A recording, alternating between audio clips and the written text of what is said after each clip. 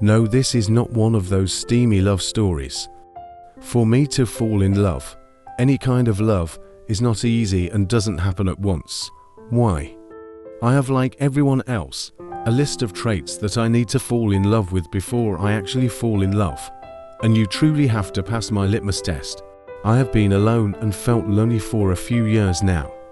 The loss of your life partner to any illness, but especially one that takes their memory away, kills you slowly and painfully. When they have no recollection or understanding of who their loved ones are or where they have been and where they are going, it's painful to the point where it bruises your soul and heart. You feel abandoned, deserted, cheated out of a lifelong together promise. How do I keep doing what I do each day and not give up even when experiencing all negative emotions? On certain days I hate him, and I am angry on other days. I cry with hopelessness and want to leave it all behind and run away most days. But I don't, because someone or something touches my heart, my soul, and I get the courage and strength to keep fighting my emotions of dread and despair and keep taking care of the responsibilities in my charge.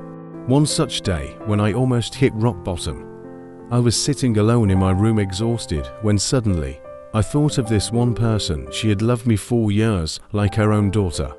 I remembered how she smiled at me and hugged and loved me with a force that said, "You are loved beyond measure." She passed away a few years ago, but I was friendly with her daughter-in-law and I had an urge to reach out to her. I texted her asking how she was. It had been a while and I hoped she and the family were okay. The next day I received a text asking if she could call. I was thrilled, and when she called I poured my heart out. I told her how I missed her mother-in-law and her care and love. She listened to me intently and was concerned for my health and well-being, as she knew how hard this could be on the caretaker. We hung up after a while and I was happy I had reached out. "This is my husband's cell, please text him. He wants to speak with you." She texted me the next day. I had known her physician husband, but never got to know him, and did his mother or wife.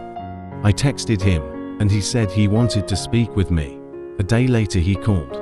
As soon as I started talking to him, I realized I was in a special place.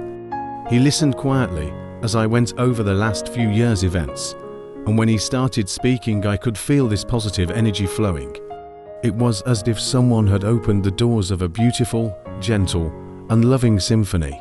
Every word was with care and gentleness in his voice. It wanted me to reach out and hug him. I felt him holding me, consoling me, and giving me the support of an old friend who understood me and would stand by me no matter what. It is an indescribable feeling you can only know if you ever encounter it. He touched my soul.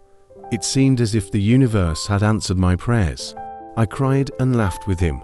He promised his support, and I felt he was the person I could depend on if I ever needed it. Knowing that gave me the peace that I had lost. I felt better than I had in a while. The angel that touched me, and who knows how many others in his care. At that moment, I wanted to do the same for someone in need. To make someone feel that good about themselves when they are crumbling and lost is a gift, and I want to be blessed with it.